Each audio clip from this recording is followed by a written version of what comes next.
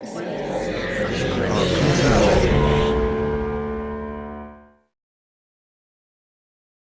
sure. Hi, my name is Malcolm Jack, and I wrote and directed the Callback. It was the film about the actors who were led to believe they were auditioning for a John Wick style role, and then obviously it became the death match. So thank you for having me here today. And you're? My name is Sohil and I directed Obsidian.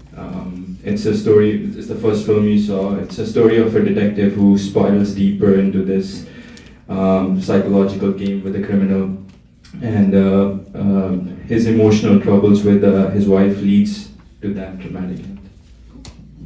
All right, so these are the two filmmakers. If you guys anybody have a good first question for either or individually or together? Any questions for the filmmakers? Yes, go ahead, sir. Yeah, I've been wondering this since you're the director of the Callback, right? Yes. So would you describe it as? Would you describe your film as like satirical or a satire of the kind of expectations people or sorry. The kind, how far an actor's going to go to compete against each other to secure a role, or was it supposed to be satirical, or was it supposed to be more of a visual metaphor? Yeah, I actually intended for it to both be a visual metaphor and like a satire of the industry as well, and desperate actions desperate people will take in order to achieve personal success, and the personal ramifications of essentially stepping on other people to achieve some sort of personal gain, and in the end, like the ramifications of that. That's what I was trying to do with the final scene, where he's seen in the interview post success. So. Any other questions? Go ahead. Yep. I mean, congratulations to both of you. You guys did both great. Both of your films. Yours really stood out to me in terms of camera work, the storytelling, acting, and so on. Yours, I really liked yours. Like, I don't know if you know who Wine Melly is. There was an interview where this is an artist who actually played the field his friends, and in an interview it was basically what you had for your last scene. That's why I really liked that one. That one really actually hit it when he stumbled when he was asked a question. Yeah. But yeah, that's basically all I wanted to say. Who are your favorite filmmakers, and what are your favorite films? Like, what kind of inspiration do you guys get? I feel like I've been talking for a while, so I'll let you. So, like a lot of my references for most of my films come from David Fincher. I'm a big Fincher fan, and then just before making this movie, when I was almost writing the script, I watched Kyoto by Kiyoshi Kurosawa, and that stood out to me a lot. So I draw a lot of inspirations from that. I'm deeply inspired by a few local filmmakers. I'd say Don McKellar, and as for larger filmmakers, Taika Waititi is a big influence. His tone, and yeah, those are my two main influences of this one. Oh, the show Barry as well, for the tone of the piece. Yeah. Go ahead. Yeah. Sohil? Yeah. Is it? Yeah. I was not exactly what she said, but I was a little unclear on the role of the interrogated. The prisoner was being interrogated, but it seemed like he was he kind of like predicting, foreshadowing the fate of the cop that sort of ended up happening to him? Yes. So if I said that, would that be accurate, or is that like way off? Yeah, that's the first thing he says. So he was sort of like a fortune teller. Yes, he was like, the first thing he says, you glow, like he starts laughing that I see the potential in you to become me. Oh, right. Yeah. Oh, right. So he becomes, they're both obsidians, they're both like each other. They're mirror image of each other. But the cop doesn't think he's anything like him. Yes, Right. until he becomes him. And then you realize, okay, thank you. She has a question right there. Can I ask you what your inspiration was behind the female character in the film? For the female character, Well, if I draw any,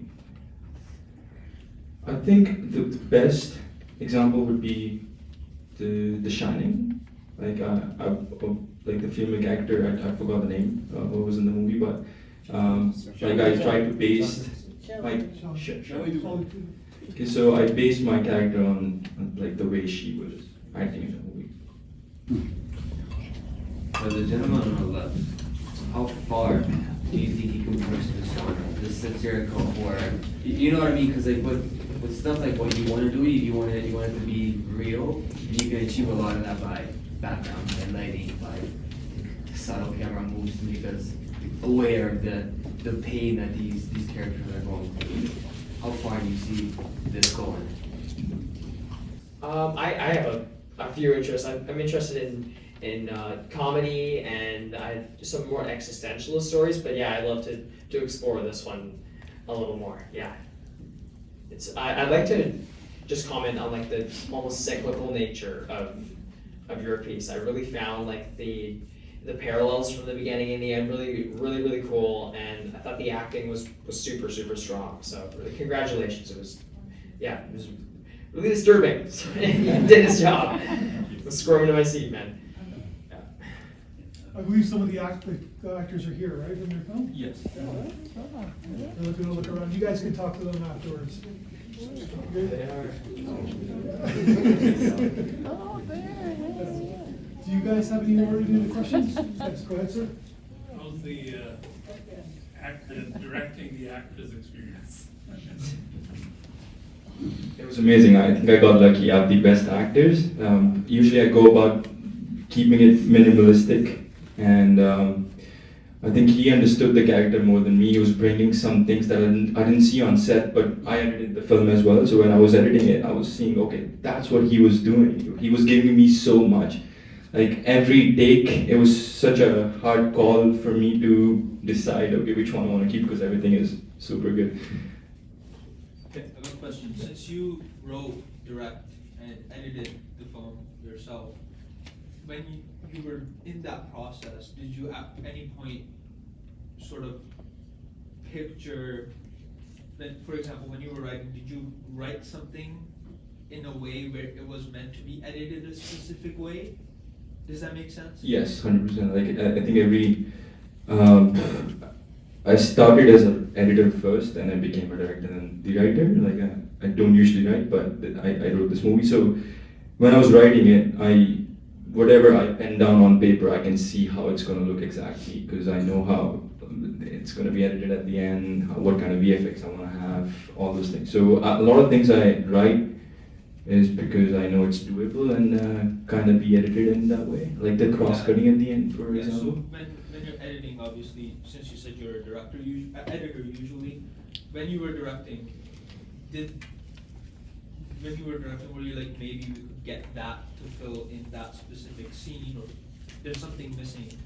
And when you were in the editing bay, at one point, were you like, okay, I should have gotten that, or I should have gotten that, or were you feeling like something was missing at one point, or did you sort of do it did you map everything out prior to writing?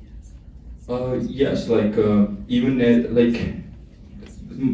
my way of doing things is like I make the entire film in the 3D first. Like I do Unreal Engine for storyboarding, so I kind of map it out in that sense, everything. And if I miss anything, I always keep one day for the pickup shoot. And the ideas come like after the edit. I keep one day just to go back and get some new ideas done. Go ahead. Go in the back. Okay. Yeah. Me? Yeah.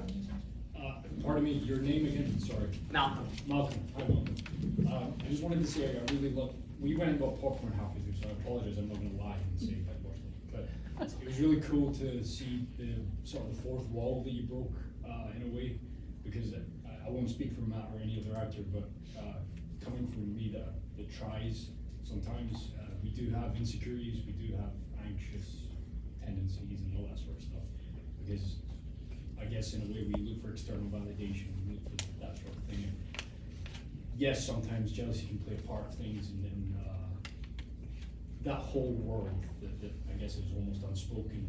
But my question to you is, when you were dealing with the actors, did you speak to them about their sort of insecurities and as such, and try to delve into sort of understanding where they were coming from and their journey?